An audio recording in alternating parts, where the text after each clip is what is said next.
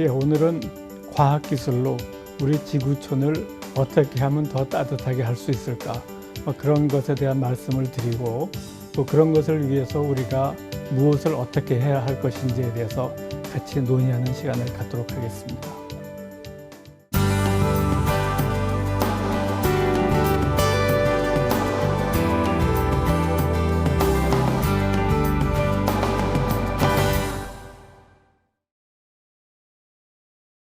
여러분들 아시는 대로 과학기술이라고 하는 것이 사람의 수명을 한 20년 늘리는데 큰 기여를 했다고 알고 있습니다.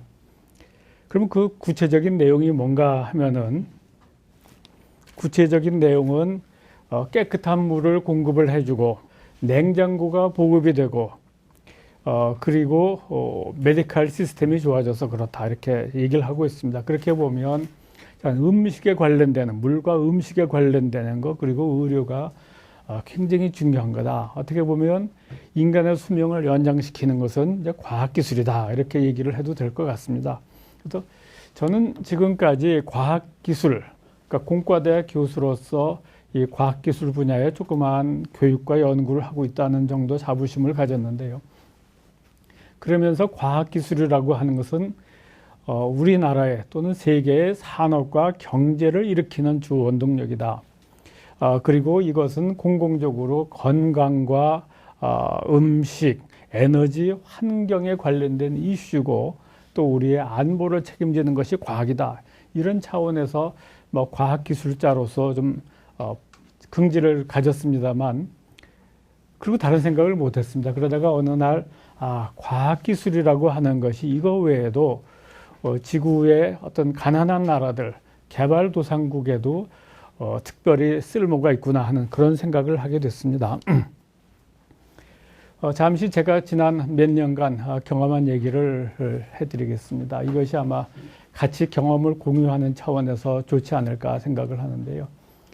한 7, 8년 전에 제가 그 필리핀을 가서 시골 농촌을 구경을 쭉 다녔는데, 그때 거기 같이 갔던 사람이 필리핀 사람들이 피부병이 많이 걸려서 한국에서 가져간 그 연고 피부 치료제를 발라주니까 피부병이 낫더라, 이런 얘기를 하더군요. 그래서 제가 왜 피부병이 걸립니까 했더니 물이 더러워서 그렇습니다.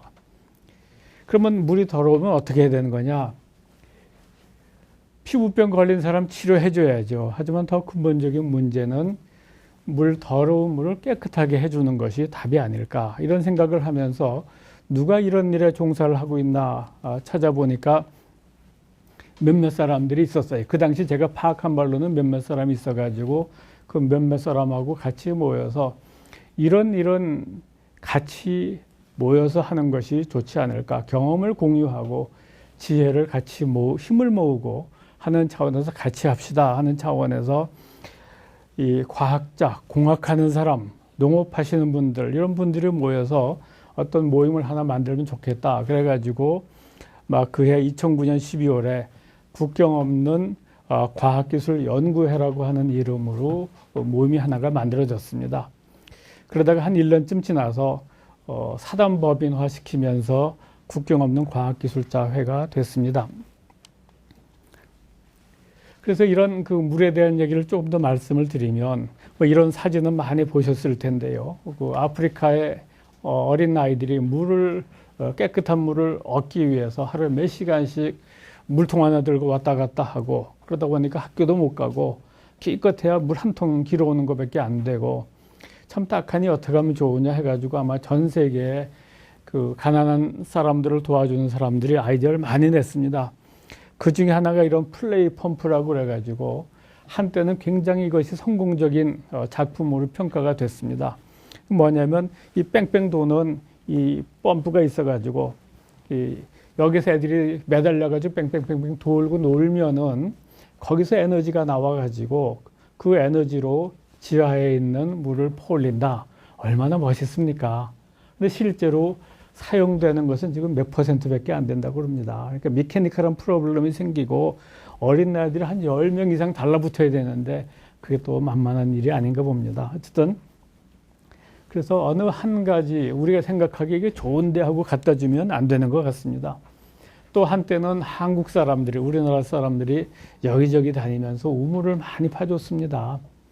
그거 참 좋은 일이고요. 얼마 전에는 어떤 회사가 우물을 벌써 1000개를 팠느니 하고 그 텔레비전에 소개가 되던데, 근데 유감스럽게도 인도에서 베트남까지에서 사이에서 우물을 파면 상당한 그 우물물에 비소라는 중금속이 섞여 있어서 그거 못 먹는답니다. 그러니까 처음에 그냥 아무것도 모르고 우물을 팠는데 그 다음날 누가 와서 검사를 해서 비소가 나오면 그냥 문을 닫고, 이렇게 많은 시행착오를 겪었습니다. 지금은 미리 그 비소가 있는지 없는지를 알고서 우물을 파니까 지금은 좋은데요.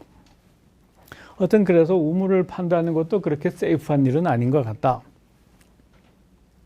그러면서 어디 시골에 가서 보니까 저런 게 있어서 저거 사진을 찍었어요. 그러면서 저거 뭐예요? 하고 물었더니 저게 빗물 받는 거라고 해서 빗물 받아서 먹으려고 비가 오니까 저렇게 빗물을 받고 있더라고요. 참 저걸 보면서 물이 저렇게 귀한 거구나. 근데 우리는 물을 물 쓰듯이 한다고 하는데 여기하고 좀 상황이 다른 거 아니겠습니까? 어쨌든 이런 걸 보면서 얘기를 들어보니까 그 서울공대의 함무영 교수라는 분, 이름 많이 들어보셨을 거예요. 그분이 이제 베트남에 가서 빗물 모으는 그런 일을 많이 하셨는데, 제가 왜 그런 일을 하십니까? 하고 물어봤어요. 그랬더니 이 베트남 경우에는 하노이를 벗어나면 수돗물이 별로 없다.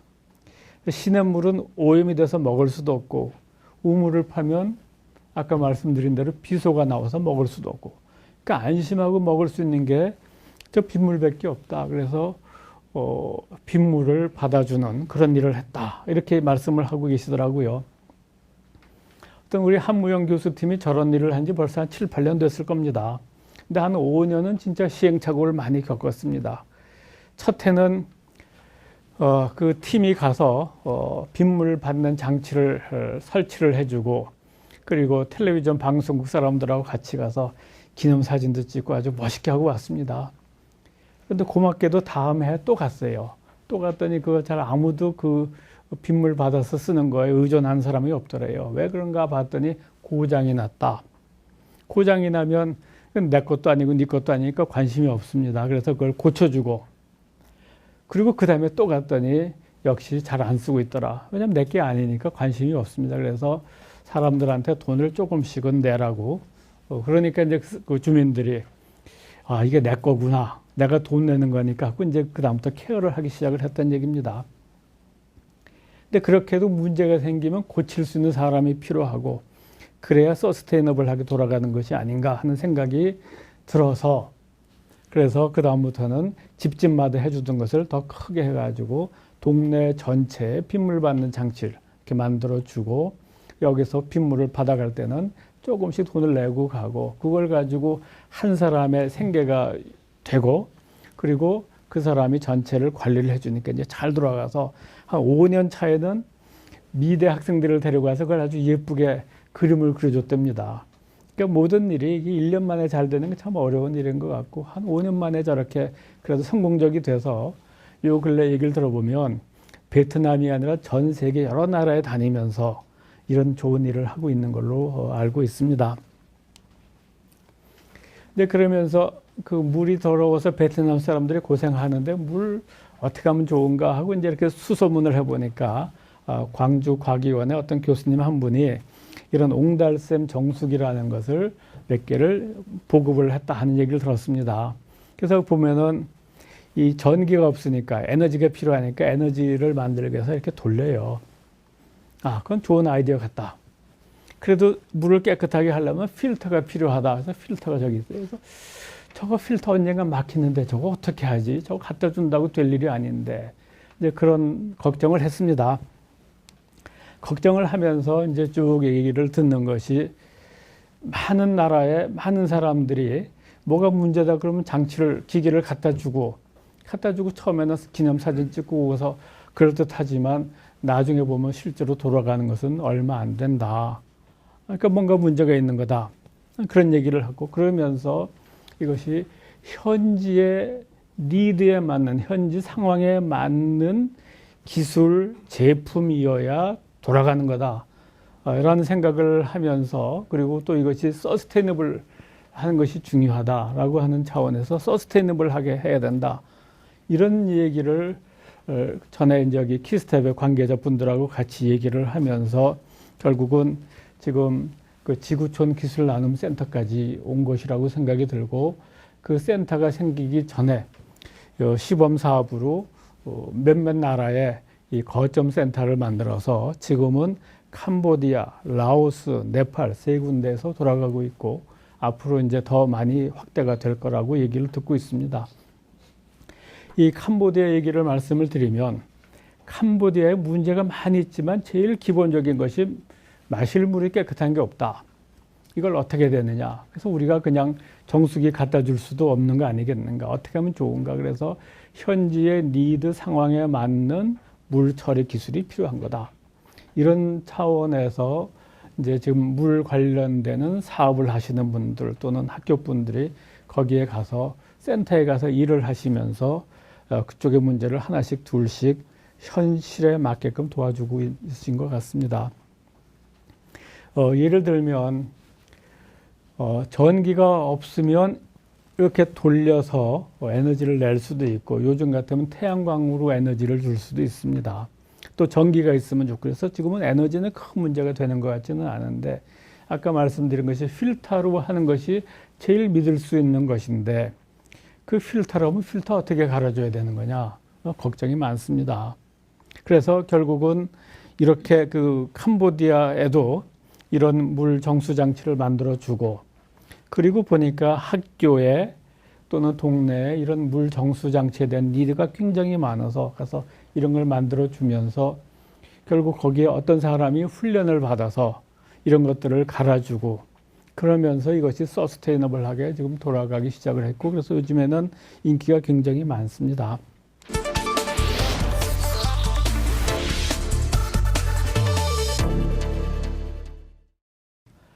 우리만 따로 가게 되면 우리가 돌아오고 나면은 여기를 케어해 줄 사람이 없습니다. 그러니까 같이 해야 된다. 이런 걸 아주 절실하게 느꼈습니다. 이거는 이제 그 다음에 그 부르키나 파소라는 데를 갔어요. 가서 이제 여기저기 구경을 하다가 하루는 라이트 오브 아프리카, 아프리카의 빛이라고 하는 그런 단체를 가봤어요. 그래서 뭐 하십니까? 그랬더니 여기 보이는 이런 솔라 장치를 이제 보급을 해주는 일을 한다. 그래서 그 타이완에서 1년에 몇천 개를 받아서 이 나라 사람들한테 나눠주는데, 이제 에피션시를 올리기 위해서 그 충전 장치는 학교에다 두고 애들이 학교에 가서 거기서 충전을 하고, 그리고 집에 와서 이렇게 놓으면 그날 밤 환하게 지낼 수 있어서 공부하는 데도 좋고 뭐 밤길을 다니는데도 좋은 거다. 이제 그런 얘기를 해서 좋은 일 하시는군요. 그런데 그쪽 분들 얘기가, 이거 지금 우리가 몇천 개를 보급을 해주면서 몇 명이 이렇게 먹고 살고 있는데 수요는 몇만 개가 있습니다. 그래서 그랬어요. 그럼 여기서 만드시지요. 근데 가만히 생각을 해보면요. 지난 수십 년간 선진국의 개도국, 가난한 나라에 해준 거는 어떻게 보면 그냥 가난한 사람들한테 물고기를 갖다 준 거였죠. 물고기를 갖다 주다 보니까 이거 안 되겠다 해가지고 서스테이너블 해야 된다 해가지고 물고기 잡는 법을 가르쳐 주는 것이 중요하다. 이것이 지금 이슈입니다. 하지만 한 번 더 생각해 보면 물고기를 잡는 법을 가르쳐 준다. 그냥 테크니컬하게 잡는 것이 아니라 어떻게 하면 더 잘 잡을까? 어떻게 하면 생태 친화적으로 잡을까? 이런 것을 생각하는 것이 한 레벨 더 높은 거, 그 다음 단계가 아닌가. 그래서 이렇게 하려면 진짜 생각하는 법을 가르쳐 줘야 되는 것 같다. 생각하는 법이라고 하는 것이 교육과 과학기술이라고 생각을 하고, 특별히 지금 와서는 이런 것들이 나하고 무슨 상관이 있느냐. 한국이 이제 살 만큼 됐으니까 돈 보태주는 거냐가 아니라 우리나라의 발전과 개도국의 발전이 같이 윈윈할 수 있는 그런 방법을 찾아가는 그런 창조 경제하고 연계시키는 것이 진짜 바람직한 것이 아닌가, 이런 생각이 듭니다. 그래서 지금 유엔에서는 서스테이너블을 강조하고 있지만, 그래도 우리는 저런 how to think 또는 창조 경제하고 연결시키는 그런 생각을 좀 이제는 우리가 해줘야 이것이 한국의 리더십이 아니겠는가. 선진국은 가난의 경험이 별로 없습니다. 근데 우리는 지난 50년, 60년간 모든 경험을 다 해왔기 때문에 진짜 개도국에서 한국 사람들의 그 경험을 굉장히 귀중하게 생각을 하고 한국 사람들 친구가 되고 싶어 하고 한국 사람들과 같이 일을 하고 싶어 합니다. 이런 것이 우리의 발전하고도 연계가 됐으면 좋겠다. 다들 그렇게 아마 생각하실 거예요. 그런 면에서 한 몇 가지만 간단히 말씀을 드리면 이 내년 봄에 두바이에서 International Humanitarian Aid and Development Conference and Exhibition을 합니다. 제13차 다이하드 2016이라고 하는 타이틀로 하는데 두바이가 왜 저런 걸 할까? 두바이는 지금 석유로 돈을 많이 모았는데 앞으로 세계에서 리더십을 가지고 싶어 하고 또 앞으로 새로운 먹거리를 많이 창출하고 싶어서 여기저기 지금 찔러보기도 하고 일을 하고 있는 것이 아닌가 그런 생각이 듭니다. 그래서 뭘 하나 봤더니 결국 원조에 관련되는 그런 제품들을 소개를 해주는 거기 때문에 결국 저 시장입니다. 그리고 또 저기에는 재난, 천재지변이 났을 때 응급으로 보내줄 수 있는 물건. 지진 나고 뭐가 나면요. 거기에 물이 없고 전기가 없습니다. 그러니까 물과 에너지에 관련되는 자재를 공급하는 것이 큰 비즈니스입니다. 물론 그런 천재지변까지 고려를 했는지 모르지만 이 자료들 보면 세계 원조 시장은 1000억 달러가 넘는다. 1500달러가 넘었다. 최근에는 1800억 달러로 추산된다. 라고 얘기를 하고 있습니다. 저는 죄송하지만 1800억 달러의 내역은 잘 모릅니다. 하지만 중요한 것은 선진국들이 이 시장을 도미네이트하고 있다는 것이고 그래서 어떻게 보면 우리가 노력을 체계적으로 조직적으로 하면 이 시장에 우리가 들어갈 수 있을 것 같다 이런 생각이 들고 이것은 이 시장에 들어간다는 것은 단순히 저 시장에 수출을 500억 달러를 한다. 지금 반도체 수출이 한 500억 달러, 모든 게 한 500억 달러쯤 되는 거죠. 500억 달러쯤은 우리가 가질 수 있는지 모르겠지만 500억 달러라고 하는 것은 무지무지하게 큰 중요한 성장 엔진도 될 수 있는 거다. 그래서 500억 달러까지는 못하겠지만 그래도 상당한 부분 우리가 노력을 해서 저 시장을 우리가 가지고 이 과정에서 우리나라의 벤처, 중소기업, 대기업 참여를 하면서 일자리가 창출된다면 해볼 만한 게임이 아닌가. 해볼 만한 게임이 아니라 꼭 해야 되는 일인 것 같다. 이런 생각이 들고 이런 것을 글로벌하게 네트워킹을 하고 우리도 엑스포를 하면서 우리의 산업하고 연결시키고 그런데 제가 지금 이렇게 말씀은 드리지만 이 세부적인 내용을 뭘로 하는 것이 좋은지 이거 잘 모르겠어요.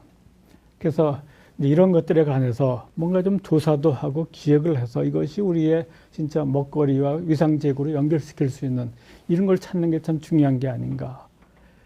그래서 여기에 우리 저 키스텝의 역할이 있다고 저는 생각을 합니다. 그래서 제 얘기를 매듭드리면 우리 혼자서 할 수 있는 것은 별로 없습니다. 하지만 이런 작은 노력들이 모이게 되면 참 아름답고 따뜻한 지구촌이 되는 것이 아닌가. 이런 생각을 하면서 오늘 이제 여러 가지 부족한 얘기도 이 정도로 마치겠습니다. 감사합니다.